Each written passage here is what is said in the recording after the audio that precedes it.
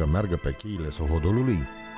Roca este de o calitate foarte bună și sunt în zonă, cred că la vreo 200 de trasee, care sunt de diferite dificultăți. Pe cheile Sohodolului, traseul de cățărare ajunge și până la 60 de metri. Pentru cunoscători este extraordinar, dar începătorii ar putea întâlni ceva dificultăți. Acest perete mai pentru cei care practică cu adevărat sportul ăsta, alpinismul. Nu pentru începători. Da. Însă cu sprijinul serviciului Salvamont Gorj, oricine poate încerca să cucerească măcar o dată cheile Sohodolului. Totul se rezumă la cât de bine ești pregătit, echipamentul care îl folosești, dacă este de foarte bună calitate, persoana care o ai alături de tine, care te asigură.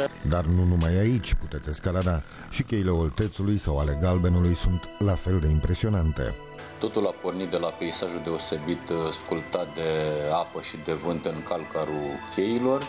Practic aici putem întâlni o multitudine de peșteri, de fenomene carstice foarte inedite, ceea ce fac deliciu tuturor turiștilor.